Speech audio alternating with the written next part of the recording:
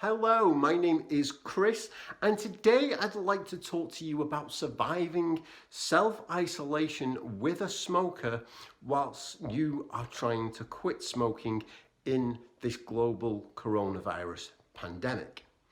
I would like to talk to you about mindset and about cultivating the kind of mindset that means that somebody else's smoking doesn't influence your decision on whether or not to smoke, even if that other person smoking is driving you insane.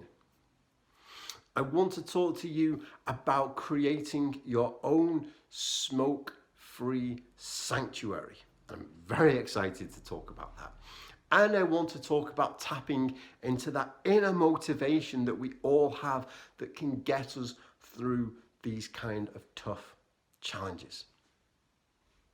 A couple of days ago, I made a video and I talked about quitting smoking during the COVID-19 outbreak and dealing with all the worry and the fear and the stress without picking up a cigarette. But I understand completely that one of the biggest causes of stress for people quitting smoking right now is that they are self-isolating with someone who not only has no desire to quit smoking themselves, but seemingly has no desire to help them on their quit either. It's like they're either completely oblivious to the impact that their smoking is having, or they just don't seem to care. Now, if that's the situation, I did make another video a long while ago about what to do when other people aren't supporting your quit. As always, links are in the descriptions and in the cards up above. But for now, let's talk about this. Let's talk about surviving and getting through this self-isolation without picking up a cigarette, regardless as to what other people are doing. And this absolutely starts with mindset.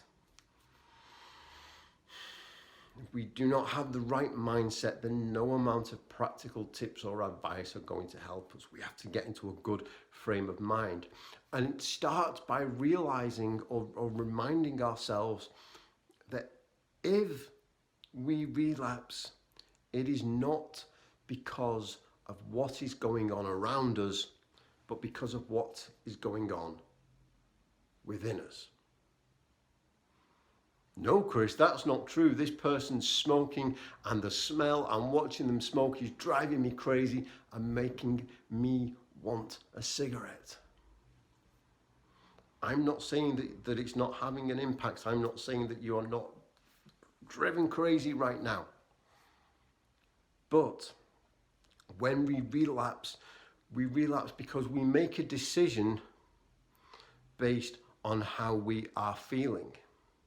And how we are feeling is an internal thing, right? Somebody else is smoking. We might be in the vicinity of someone and they're smoking. And because they're smoking, we feel tense, we feel angry, we feel like we want to smoke. But that's still an internal thing. And then we make a decision about how we want to deal with these internal feelings. We make a decision to smoke or not smoke. So it is not because of what's going on around us, but because of what's going on within us. We can be absolutely falling apart on the inside and yet have everything else around us be sunshine and rainbows. But if we are falling apart inside, we are more likely to relapse than if we were feeling really good and confident and strong outside, but the walls of Jericho were falling down and everything was turning to crap on the outside, which is pretty much what's happening right now. So we get to make a decision, because we always have that power to decide whether or not we smoke. And the moment we start saying to somebody else, you made me smoke, because of you, I did this damage to myself. The moment we say that, we are giving somebody else a level of power over us that they have no right to and do not deserve. That doesn't mean they don't deserve our love, our kindness and compassion and many other things, but they don't deserve and they have no right to control us. Nobody has the right to make us do something that we don't want to do.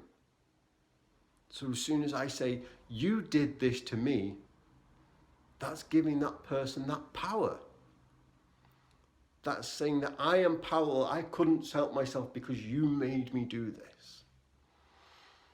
Whereas what I can do is I can take the power back into myself and say, you were smoking, and whilst I was in the vicinity of your cigarette, I felt like this. And because I felt like this was the decision that I made.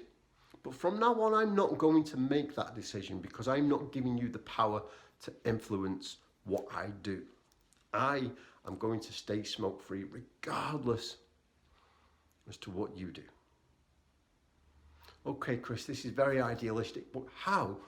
Because whenever I'm in the room and somebody's smoking, it drives me mad and I can't cope. First thing I want you to do is consider finding your own smoke-free sanctuary. Normally, when I talk to people about dealing with other smokers, I'll say, do you know what, get an exit strategy together, get a game plan together so that you can just leave. Get an escape plan, not a game plan, an escape plan. So that if you're at a party and everyone's smoking, you have an excuse to say, do you know what, I need to go now. So that if you're at home and someone's smoking, you can say, do you know what, I'm going for a walk, I'm going to the shop, whatever. But we are all on lockdown. We are not supposed to be leaving our houses. So coming up with an escape plan is harder. Harder, but not impossible if we create a smoke-free sanctuary. Chris, you keep saying these words, smoke-free sanctuary, and you haven't bloody told us what it actually is.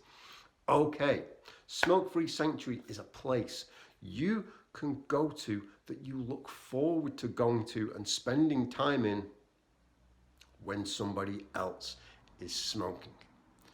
Likely on your property right now, but later on down the line, it might not be. You live in a house and somebody always smokes in the living room. That means you've got a kitchen, a bedroom, a bathroom, maybe a garage, maybe a shed. You live with 20 other people and people are smoking in the living room, in the kitchen, in the bedroom. You've still got the bathroom, still might have the shed or the garage.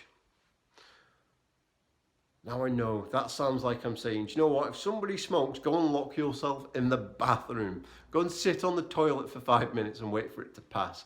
Doesn't that just sound so miserable and so boring? Yes, it does, and that's not what I'm saying to do. It kind of is, but bear with me. What I'm saying is we find that space where we can go and be undisturbed while this person is smoking, but make this space good, make it ours, put things in there so that when somebody else is smoking, we can go and have a great time. If it does have to be the bathroom, stock it with candles or bubble bath or that really good book or some music. If it is the bedroom, again, stock it with things you can pamper yourself with or something, an activity, a book, a puzzle, crocheting, whatever. If it's the kitchen, something you can do in that kitchen that you love doing and that just makes you feel really good. If it's the garage or the shed, can you put a radio in there, a TV, a guitar, so that when somebody else is smoking, it isn't a case of, oh God, now I've got to go and hide in this space. It's like, oh good, you're smoking. I get to go to my sanctuary now and do something really cool. The more I talk about this, the more I'm jealous that I don't live with a smoker, because I'd be like, I'm off. I'm going to go and get in my sanctuary and play my guitar and whatever. I absolutely do recommend, by the way, if it is somewhere in your house that you do get candles or incense or something like that, just to sort of mask the smell. If the smell is one of the big triggers, something you can do just to mask that smell whilst you are doing something fun and enjoyable for yourself. Some quality me time. Again, I get it, we're not supposed to leave the house, so getting supplies, getting candles, getting whatever you need to stock in your sanctuary might be difficult, or it might at least be more difficult than it would under normal circumstances, but at least give it some thought. Can you create this space you can go for some quality me time? So that when someone else is smoking, you're like, yeah, I get to go and do this thing now.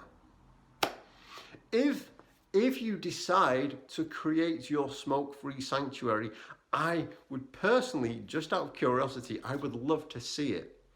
Why don't you come swing by our Facebook Quit Smoking support group, Finding Freedom, facebook.com/group/Finding Freedom. Come and show me a picture of your sanctuary. I'm really excited about this idea, and I just want to know if anybody takes it up. So that's the sanctuary done. You've built this space, you're looking forward to it, you go, you have a great time. When the smoking's over, you come out. What do you do in between all that time? Anything you want, but I would recommend spending at least a bit of time tapping into your own inner motivation. I wrote this book called Quit Smoking and Be Happy, and the first line of the first chapter is, look, there's something I want you to know, which is everything that we need to quit smoking is already within us, including motivation. If you are the sort of person who is motivated by moving away from something, try this. Look at how long that person smokes for. What is it? 5 minutes? It takes them 5 minutes to have a cigarette. Now think back. If you relapsed in the past, how did that relapse make you feel? If you've never relapsed before and this is your first quit attempt, how do you imagine you might feel? A lot of people, when we relapse, we feel some kind of guilt or remorse, or at least we pick up the big stick and we start beating ourselves over the head with it. Stupid. Blah, blah, blah. Can we go through the next 5 minutes to avoid those feelings? Is the trade-off worth it? We have the option to get through the 5 minutes that the person is smoking and then go about our lives and make more progress on our quit, or we can get 3 minutes into that person smoking and say, do you know what, I'm going to smoke too, and then have to deal with the guilt, the remorse, whatever it is. Is that trade-off worth it? 5 minutes of a little bit of discomfort for a lot longer period of remorse? You might decide that it is. Personally, I would decide, no, maybe it's not. Maybe I can just get through this. If you are the sort of person who is motivated by moving towards something like I am, then it's time to go back to the reasons why you're quitting smoking in the first place. None of us quit smoking for a giggle. None of us decide that, even on lockdown, none of us decide, you know what, I'm bored, I'm going to put myself through all this discomfort. There's a reason why we decide to quit smoking. And a lot of the times that is health, wealth, something like that.